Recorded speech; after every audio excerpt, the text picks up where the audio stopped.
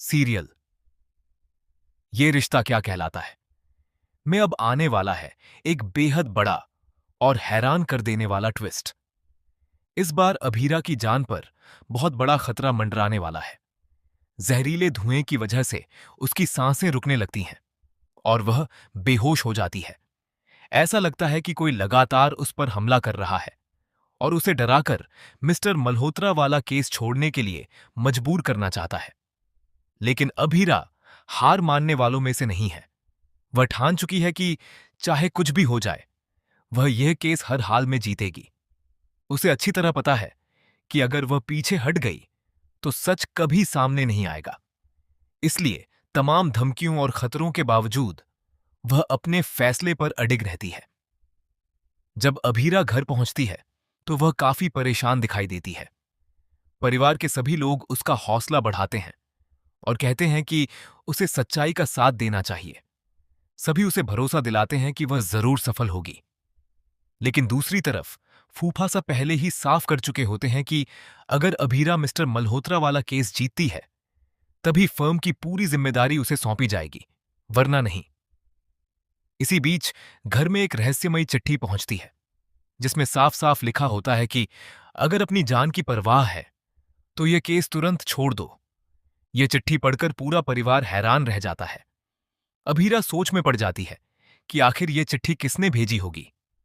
वह कहती है कि फूफा सा ऐसा नहीं कर सकते क्योंकि उन्होंने तो पहले ही सारे कागज फाड़कर फेंक दिए थे। फिर आखिर यह सब कौन कर रहा है? इस घटना के बाद परिवार के सभी लोग चिंता में डूब जाते हैं। विद्या भी अभीरा को समझाती है कि वह अपनी सुरक्षा के लिए यह केस छोड़ दे, लेकिन अभीरा साफ शब्दों में कह देती है कि अब वह पीछे नहीं हटेगी। चाहे कितनी भी मुश्किलें आएं, वह यह लड़ाई पूरी ताकत से लड़ेगी। उधर संजय मौके का फायदा उठाकर विद्या को भड़काने की कोशिश करता है।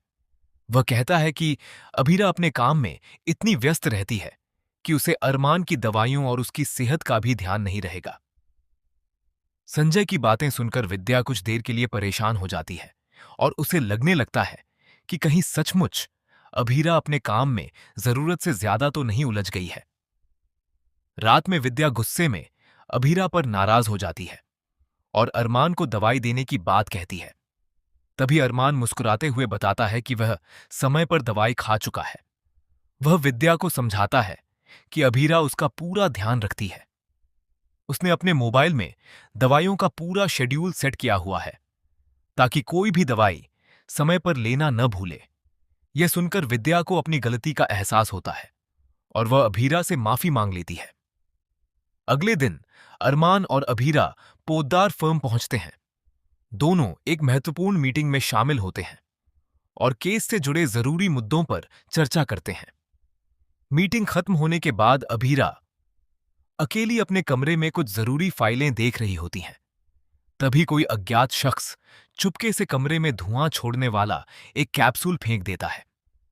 कुछ ही सेकंड में पूरा कमरा जहरीले धुएं से भर जाता है। अभीरा की सांसें फूलने लगती हैं। वह दरवाजा पीट पीट कर मदद के लिए आवाज लगाती है, लेकिन बाहर तक उसकी आवाज ठीक से नहीं पहुंचती। धुएं की वजह से उसकी हालत लगातार बिगड़ती जाती है और आखिरकार वह बेहोश होकर जमीन पर गिर पड़ती है। उधर अरमान को अचानक कुछ गड़बड़ होने का एहसास होता है। उसे अभीरा की कमजोर आवाज सुनाई देती है। वह दौड़कर कमरे के बाहर पहुंचता है। अंदर से अभीरा की आवाज आती है, प्लीज अरमान, मुझे बचा लो, वरना मैं मर जाऊंगी। यह सुनते ही अरमान बिना एक पल गंवाए दरवाजा तोड़ देता है। वह धुएं से भरे कमरे में घुसकर अभीरा को अपनी बाहों में उठाता है और तुरंत अस्पताल लेकर जाता है। डॉक्टर उसकी हालत देखकर तुरंत इलाज शुरू करते हैं। समय रहते इलाज मिलने की वजह से अभीरा की जान बच जाती है। लेकिन इस पूरी घटना के बाद भी अभीरा का हौसला बिल्कुल नहीं टूटता। वह साफ कहती है कि चाहे उस पर कितने भी हमले क्यों न हों, वह मिस्टर मल्होत्रा वाला केस नहीं छोड़ेगी। वह यह लड़ाई पूरी ईमानदारी से लड़ेगी और जीतकर ही दम लेगी।